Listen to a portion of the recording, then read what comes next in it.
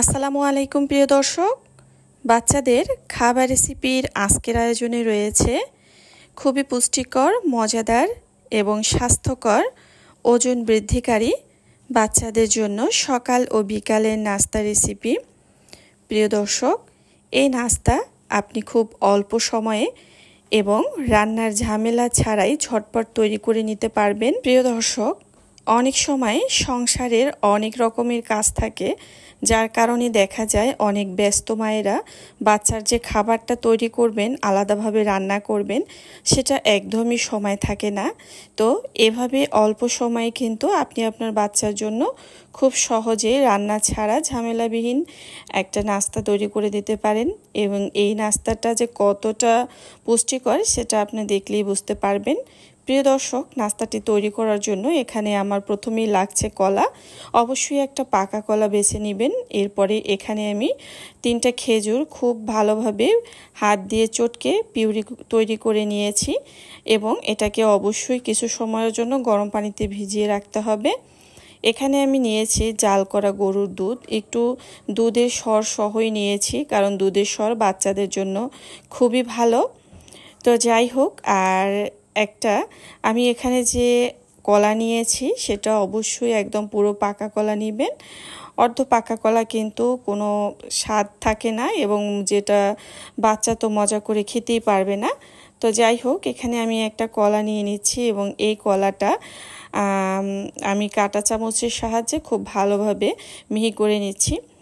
যে সকল বাচ্চার বয়স 6 মাস বা 7 মাস, তারা চাইলে এখানে কিন্তু একটা কলা দিবেন না, আপনারা অর্ধেক কলা দিয়ে কিন্তু বাচ্চার খাবারটা তৈরি করে দিতে পারবেন। প্রিয় দর্শক, এই খাবার বাচ্চার দীর্ঘ সময় পেট ভরা রাখবে, এবং সেই সাথে বাচ্চার ওজনও কিন্তু বৃদ্ধি পাবে, বাচ্চার প্রোটিনের চাহিদা পূরণ হয়ে যাবে, এবং বাচ্চার হাড় মজবুত হবে, বাচ্চার পেট ঠান্ডা থাকবে দীর্ঘ সময়।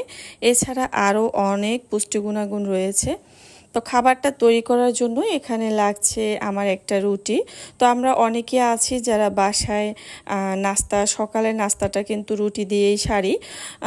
তো সেক্ষেত্রে এভাবে যদি রুটি থেকে যায়, তো আপনি কিন্তু রান্নার ঝামেলা ছাড়া আপনার বাচ্চার জন্য খুব সহজেই নাস্তা তৈরি করে নিতে পারবেন। আর এখানে কিন্তু আমি খুবই ছোট ছোট করে হাত দিয়ে ছিঁড়ে নিয়েছি, আপনারা চাইলে আরও ছোট করে নিতে পারেন। আর এই খাবারটা যতটা ছোট করে নেবেন আর বাচ্চার কিন্তু খেতে ততটাই সুবিধা হবে। তো এখানে যে আমি দুধ রেখেছি, আর সেই দুধ দিয়েই কিন্তু আমি কিন্তু এভাবে দুধের মধ্যে কিছু সময় ভিজিয়ে রাখবো। প্রিয় দর্শক, যে সকল বাচ্চা দুধ দিয়ে খাবার খায় না বা গরুর দুধ খেতে পারে না, তারা কিন্তু চাইলে এখানে কুসুম গরম পানির সাথে ফর্মুলা দুধ মিশিয়ে তারপরে কিন্তু রুটিতে ভেজাতে পারেন, তাহলে কিন্তু কোনো সমস্যা নেই, তারা ওভাবে খাওয়াতে পারবেন। আর এই যে আমি এখানে যে খেজুরের পিউরিটা তৈরি করে রেখেছি, তো সেই পিউরিটা কিন্তু দিয়ে দিব।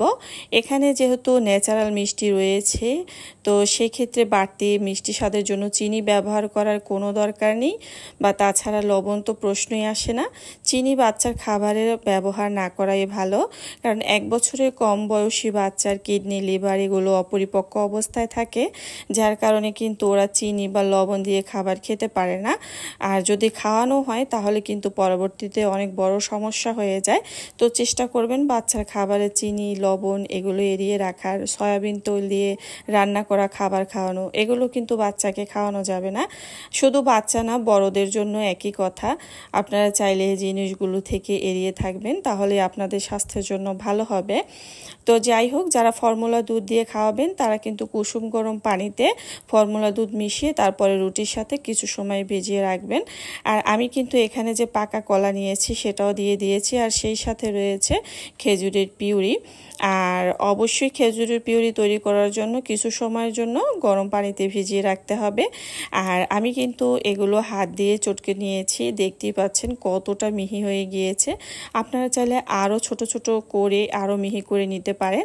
আর এগুলো কিন্তু আমার বাচ্চাকে আমি যে খাইয়ে দিয়েছি, আলহামদুলিল্লাহ সে কিন্তু খুব মজা করেই খেয়েছে। বাচ্চাদের জন্য একটা খাবার যখন মায়েরা অনেক কষ্ট করে তৈরি করেন, আর সেই খাবার যদি বাচ্চা খুব সহজে মজা করে খেয়ে নেয়, নেয় তাহলে কিন্তু ওই কষ্ট আর কষ্ট মনে হয় না, তখন কিন্তু বাচ্চার খাবার বানাতে আরও অনেক আগ্রহ জাগে।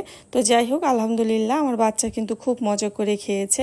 আর এভাবে দুধ, কলা, খেজুর দিয়ে যদি এবং আটা রুটি দিয়ে যদি বাচ্চাকে খাবারটা খাওয়ান তাহলে কিন্তু বাচ্চার অনেক পুষ্টি চাহিদা পূরণ হয়ে যাবে। এতক্ষণ সাথে থাকার জন্য অসংখ্য ধন্যবাদ।